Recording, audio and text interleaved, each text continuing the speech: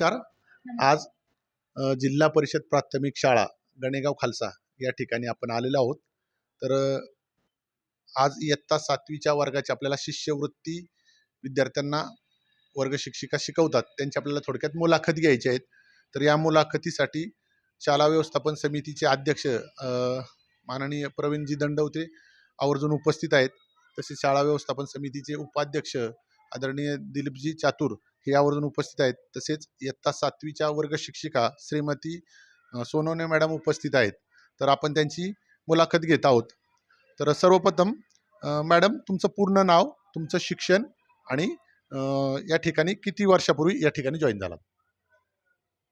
नमस्कार. माझं नाव रागिनी देवीदास सोनवणे आणि मी या शाळेमध्ये 2024ला जॉइन झालेली आहे आणि माझं शिक्षण जे आहे ते BSc B.Ed आहे.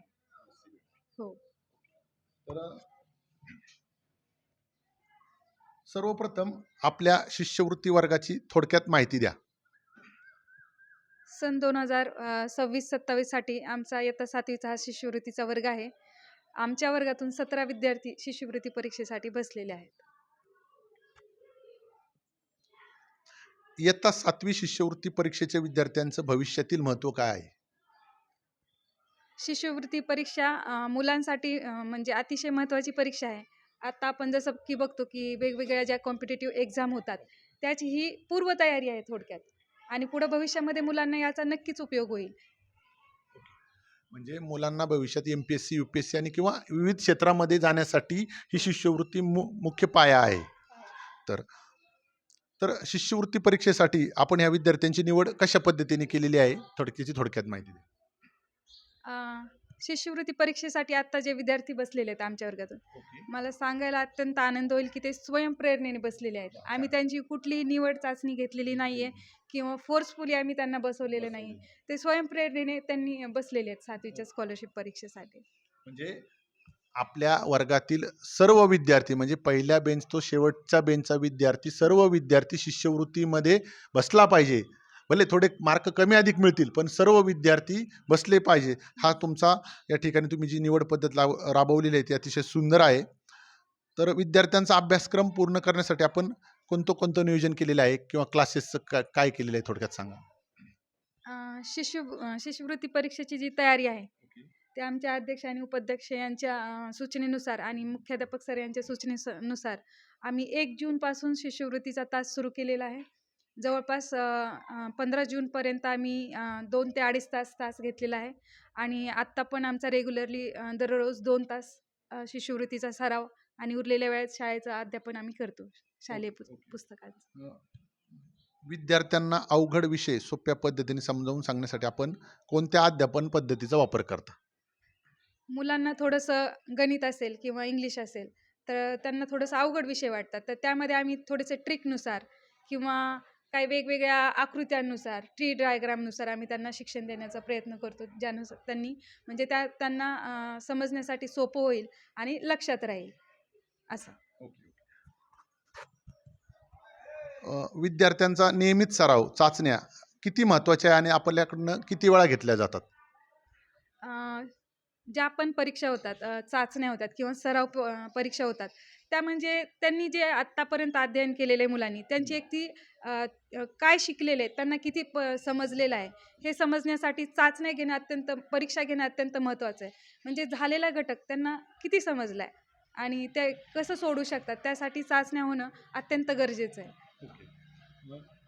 यापूर्वी आपल्याला या शिष्यवृत्तीबद्दल काही अनुभव होता का? तुमच्या शैक्षणिक आयुष्यामध्ये आपण पूर्वी शिष्यवृत्तीचा वर्ग घेतला होता का? किंवा जर नसेल घेतला तर काय सध्या हे आहेत?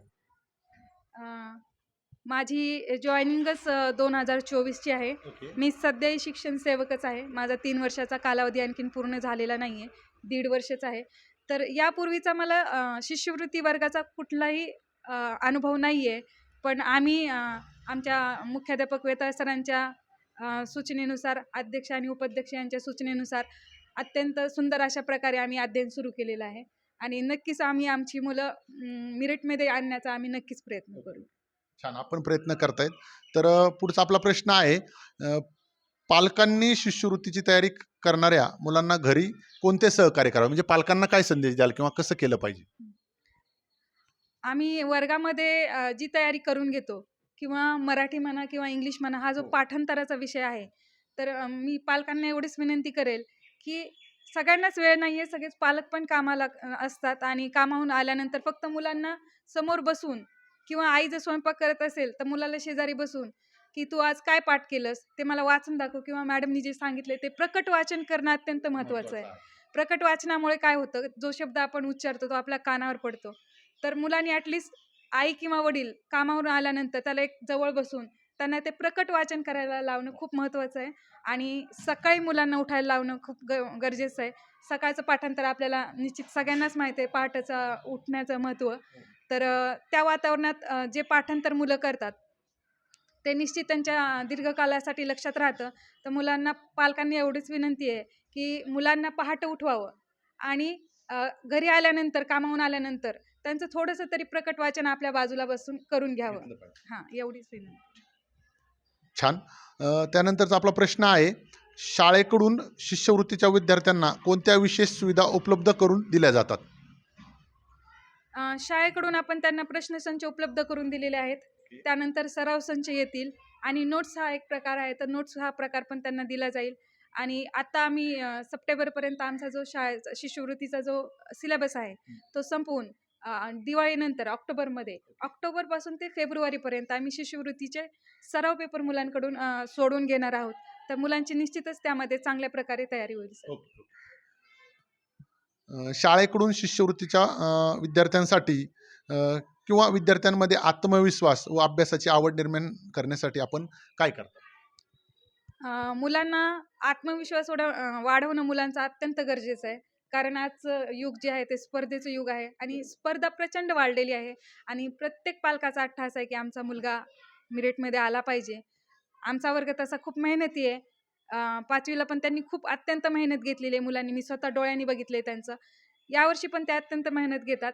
तर मुलांनी म्हणजे प्रयत्न चांगले आहेत मुलांचे आणि ते पुढेही चांगली तयारी करतील असा मला विश्वास आहे. ओके. तर पुढचा प्रश्न आहे, शिष्यवृत्ती परीक्षेसाठी तयारी सुरू करणाऱ्या विद्यार्थ्यांना आपण अभ्यासासाठी कुठला मंत्र द्याल महत्त्वाचा? मागच्या प्रश्नाचं एक उत्तर राहिलं, की आत्मविश्वास वाढवण्यासाठी काय करता? तर आमच्याकडं अध्यक्ष आणि उपाध्यक्ष आणि वेताळ सर यांच्या मदतीने, आपल्या ग्रामस्थांच्या मदतीने आणि तुमच्याही मदतीने आपण एक दर शनिवारी म्हणजे आपल्याकडे वक्ते येतात आणि ते मुलांना मोटिवेशन करण्यासाठी, आत्मविश्वास वाढवण्यासाठी एक सीरीज सुरू केलेली आहे आपण दर शनिवारी.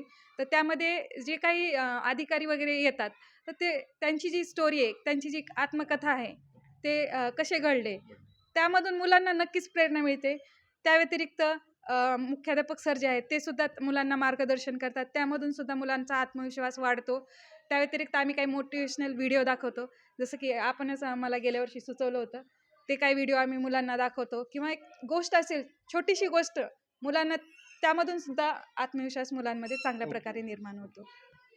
विद्यार्थ्यांनी मोबाईल, टीव्ही व इतर गोष्टींचा वापर मर्यादित ठेवावा असं आपल्याला वाटतं का? नक्कीच मोबाईल आणि जे साधन आहेत प्रसारमाध्यमाचे आणखीन सोशल मीडिया जो आहे, तो अत्यंत चांगलाही आहे आणि वाईटही तेवढाच आहे.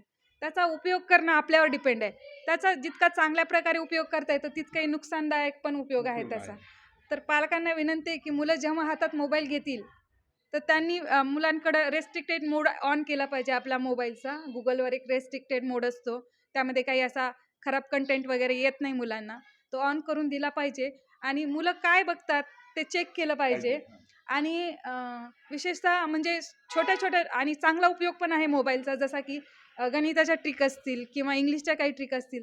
तर अत्यंत सुंदर ट्रिक म्हणजे जे गणित आहे एखादं, ज्याला बराच वेळ लागतो सोडवण्यासाठी, तर त्या ट्रिकनुसार मुलं 2 मिनिटात व्हिडिओ सोडवू शकतात. हा त्याचा उपयोग पण आहे. तर मी म्हणेल की मोबाईलचा फायदाही आहे आणि तोटाही आहे. या वर्षीच्या शिष्यवृत्ती परीक्षेबाबत आपल्या काय काय अपेक्षा आहे विद्यार्थ्यांकडनं? आमचे विद्यार्थी जसं की मी पहिल्यापासूनच म्हणते, की खूप कष्टाळू आहेत आणि अभ्यास भरपूर प्रमाणात करतात. तर माझी तर इच्छा आहे की आमचे सगळेच विद्यार्थी लागले पाहिजे. वा, वा, छान, छान. सगळेच जण अभ्यास करतात, प्रामाणिकपणे तयारी करतात आणि काही विद्यार्थी असे आहेत की ते स्वयंप्रेरणेने स्वतः मी जेवढा अभ्यास दिलाय त्या व्यतिरिक्तही ते स्वतः करतात. तर त्याचा मला फार अभिमान वाटतो. ते मनानेही अभ्यास करतात विद्यार्थी. त्यांना जास्त सांगायची गरज पडत नाही. तर नक्कीच आम्ही पुढच्या वर्षी जो रिझल्ट लागेल आमचा, त्यामध्ये परत तुम्ही याल आमची हो, मुलाखत कौतुक घ्यायला, करण्यासाठी नक्कीच येऊ. असं मला विश्वास आहे ओके. मुलांबद्दल. Okay, okay. आता शिष्यवृत्तीच्या तयारी करणाऱ्या विद्यार्थ्यांना आणि त्यांच्या पालकांना आपण कोणता प्रेरणादायी संदेश द्याल? बघा, आपल्या आयुष्यामध्ये आपण जसं खेळ खेळतो, खेळामध्ये कुणीतरी हारतं, कुणीतरी जिंकतं.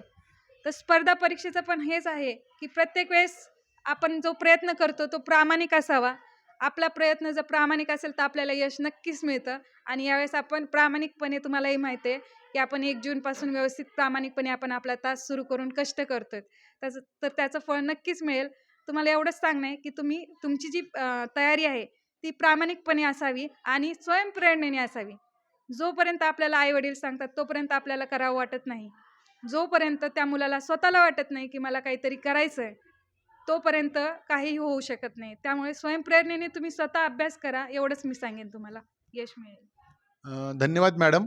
आपण या विशेष यूट्यूबच्या मुलाखतीमध्ये आणि संपूर्ण महाराष्ट्र नव्हे तर देशभरामध्ये इयत्ता 7वीचं शिक्षण देणाऱ्या शिक्षकांना एक नक्कीच आपल्या मुलाखतीमधून एक चांगला संदेश जाईल आणि विद्यार्थ्यांनीसुद्धा आपले जे शिक्षकांनी जी मुलाखत दिलेली आहे किंवा जे आपल्याला दररोज ज्ञान देत असतात त्याच्या माध्यमातून आपण चांगल्या प्रकारे शिक्षण घ्यावं, आपल्या शिक्षकांचं, शाळेचं, गावाचं, आईवडिलांचं नाव उज्ज्वल करावं. मी या माध्यमातून या ठिकाणी आपल्याला एवढंच सांगू इच्छितो.